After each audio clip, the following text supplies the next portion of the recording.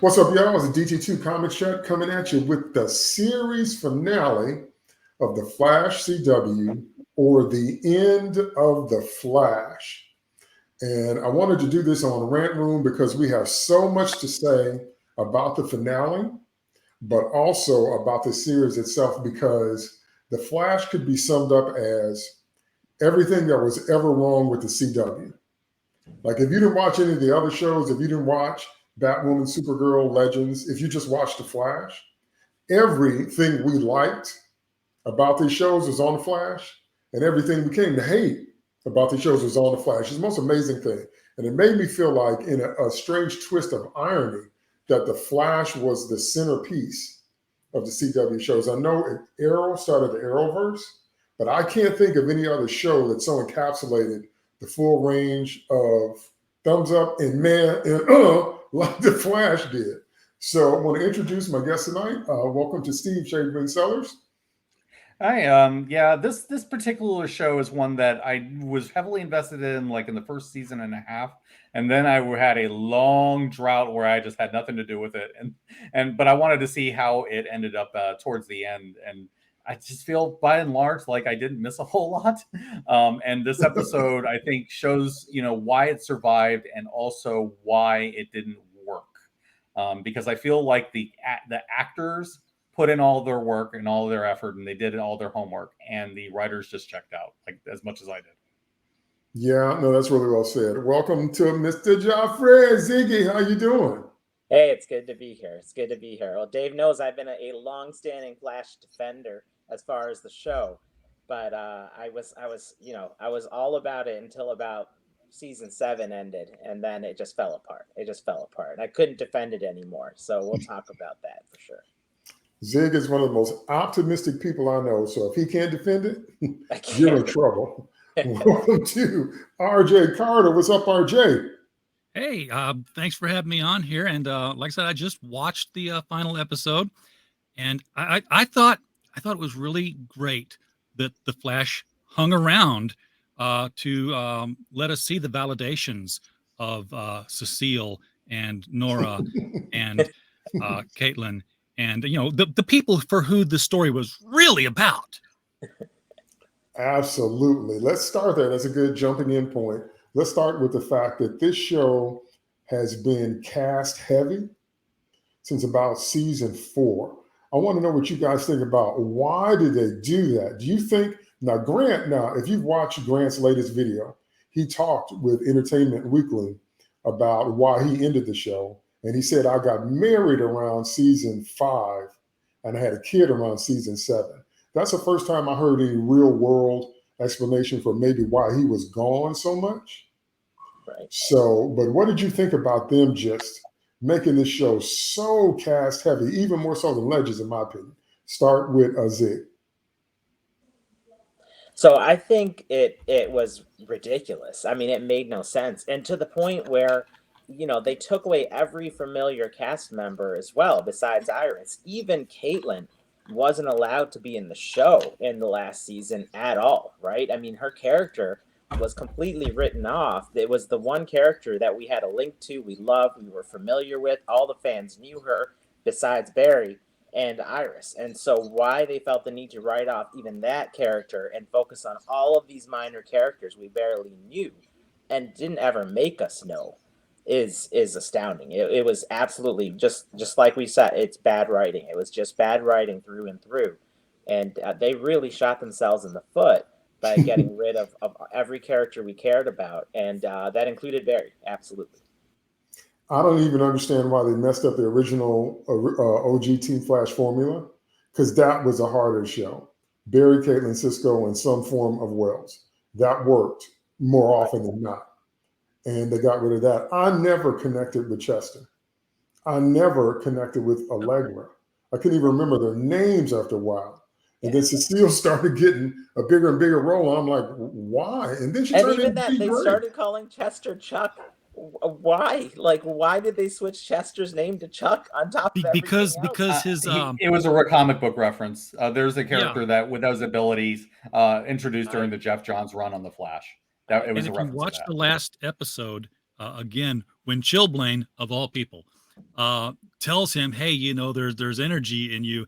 He rattles off what it is. And if you listen, it's an acronym. The CHUNK. Right. Yeah, no, yeah, I got that. But I was like, that's a big bowl of we don't care.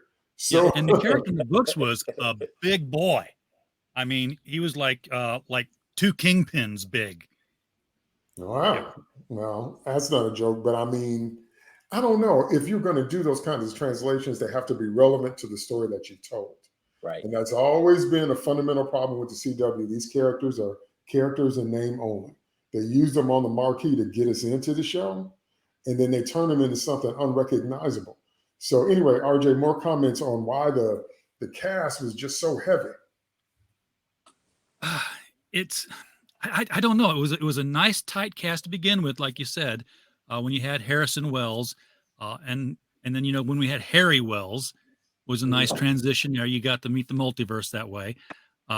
Started going downhill when there was a Wells for every possible occasion, and they were had silly little genres. But yeah, it became so heavy that it was the Flash was a co-star in his own series. Yes. And some of it made sense. If you were, a longtime Flash comics reader, having the elongated man show up, they were partners for a long time. They were best friends. And then he got cut from the show. Right. Killer Frost as a hero, that never made sense. Chillblain as a hero, that doesn't make sense either, because they're both I think the only reason they brought Chillblain was because they spent a whole lot of money on those cold special effects, and they still hadn't quite got their payoff out of it. And like, you killed Killer Frost, we got to have a cold guy come in and do stuff. But why write Killer Frost off the show? Like, it made no sense. They needed a goddess.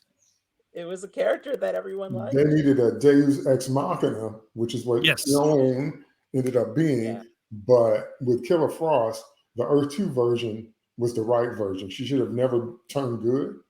Right. It was some of the best episodes for me. Some of the best writing is when you have a member of the team turn evil, because they know all your secrets. Oh, man, that's got built-in tension, and that was the best thing.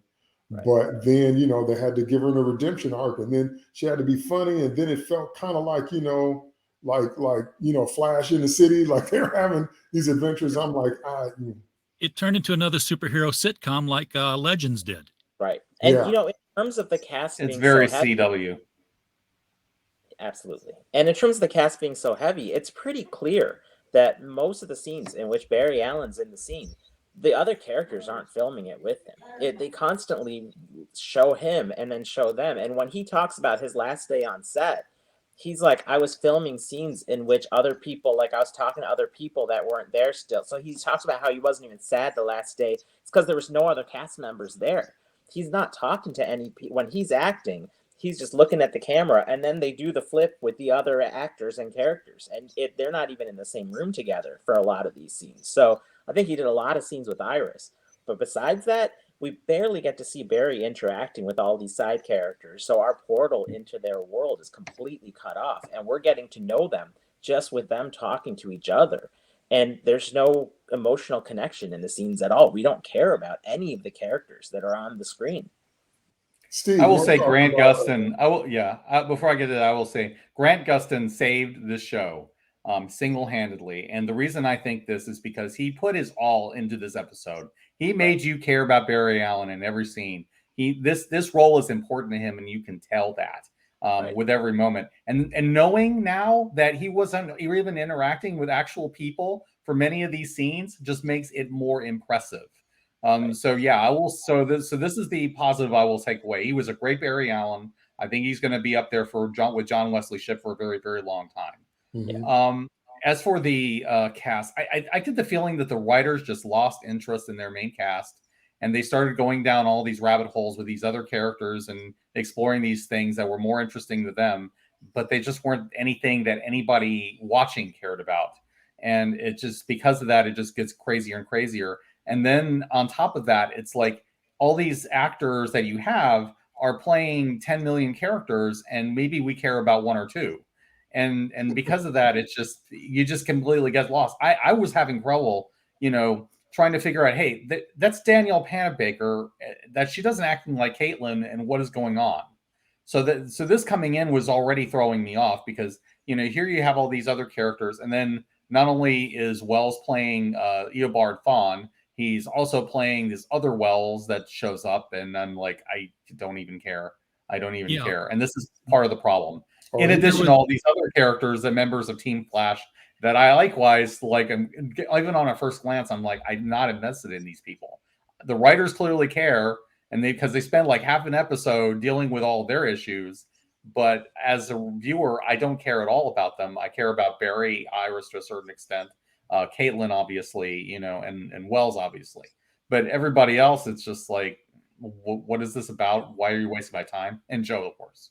I loved Tom Cavanaugh, but I saw no reason why he was always the Reverse Flash, when we know that he was wearing a disguise of Wells, and yet we're seeing him also as Wells in all these other scenes.